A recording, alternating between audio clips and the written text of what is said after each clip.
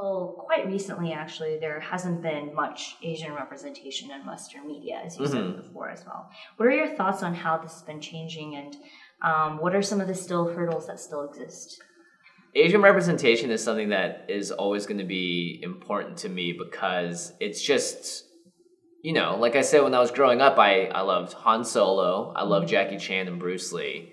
And there's a fundamental difference between Han Solo and the other two, which is Han Solo, and this is as vain as it gets, but imagine you're an 8-year-old child, right? Han Solo gets the girl, and he is suave, he's a swashbuckler, and he's like kind of a sex icon. It's Harrison Ford. Jackie Chan and Jet Li, I don't think we ever actually see them kiss anyone or ever think about them in a romantic way. And so growing up, I think the idea of representation was sort of solidified in my mind as I kind of had it in my head that Asians just didn't have that. We didn't have romantic entanglements. We weren't, at the center of affairs or anything in that world. It was just not, we fought people. We kicked their butts.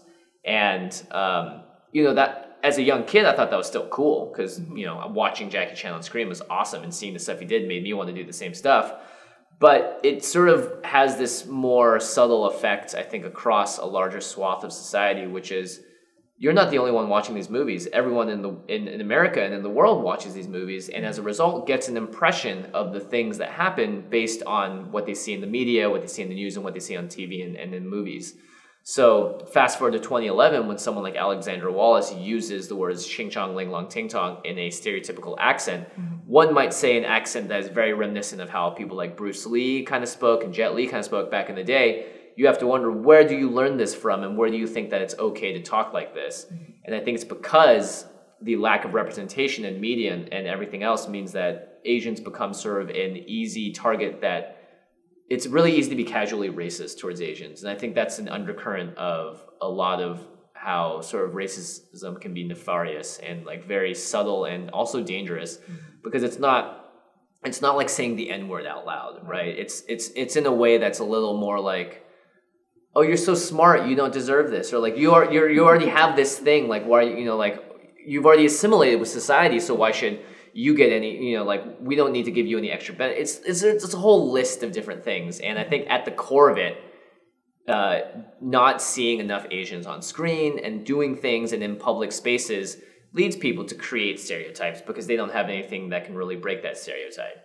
And so I think the thing that has changed recently is twofold. One, the power of China's economy and the ability for it to buy tickets for movies and watch shows is something that no one can deny, right? Like the top movie in China a couple years ago was called Wolf Warrior 2, and I think it made $800 million at the box office in that 1 year alone, whereas the top movie in America made like $200-300 million. So it's almost 3 times the amount of the top box office in America. Yeah. So anyone that's making movies and making these huge investments in these big risky projects can't in good conscience go, well, we're making a movie, but we don't care what China thinks about it, right? Because it's just like, do you want your movie to succeed and make money? You probably have to have that in mind. So that's a huge part of why I think we're seeing a lot more Asian representation recently. And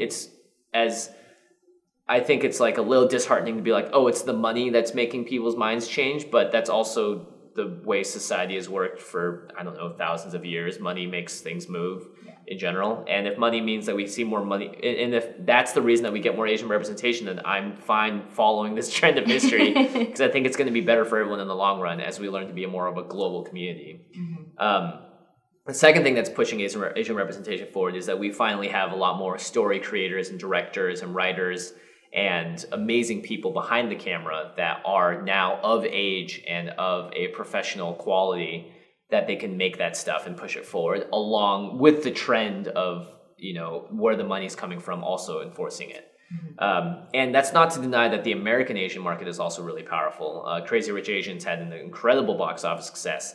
And a lot of that was based off of sort of what they're calling the gold opens, which is people buying out theaters for Asian communities and encouraging other Asians in their community and everyone really to go see this movie and see what it's about.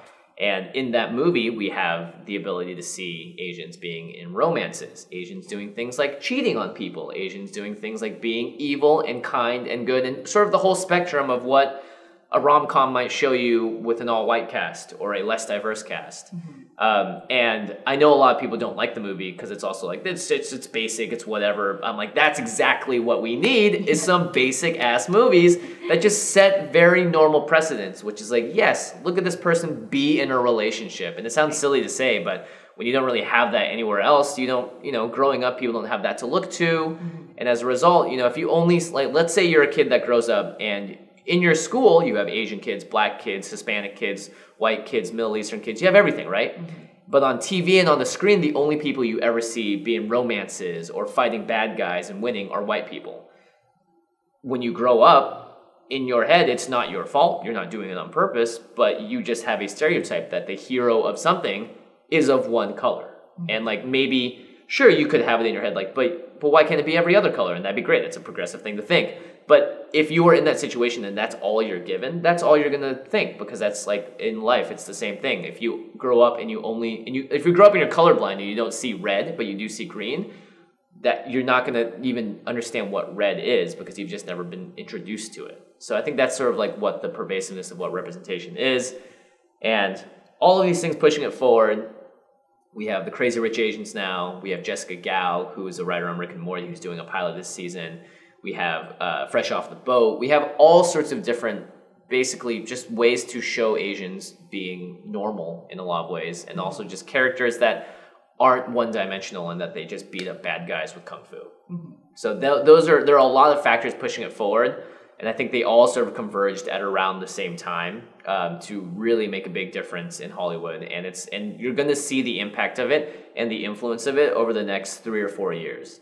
Like a movie like Detective Pikachu just came out, and it's been a big success, but it's made by a company called Legendary, who was at one point purchased by a Chinese company called Wanda. And they were making movies because they also wanted to sell them in China as well as America. And I think Detective Pikachu is one of those wonderful little combination pieces where it's a movie that can do well in both territories and not feel like it's catered specifically to one or the other, because Pokemon are just super adorable. So that's sort of, I think, the world that we're going towards. Is I would expect to see more movies in that realm, where it's something that can appeal to a international audience, and specifically an Asian market that is growing and growing and growing. A big thanks to Hotel Indigo and 18 Social for hosting this venue for us. If you want more information about hosting an event here, please click on the link in the description below. And if you want to, please go ahead and like us on Facebook or subscribe to our newsletter at apex.org. Thanks for watching.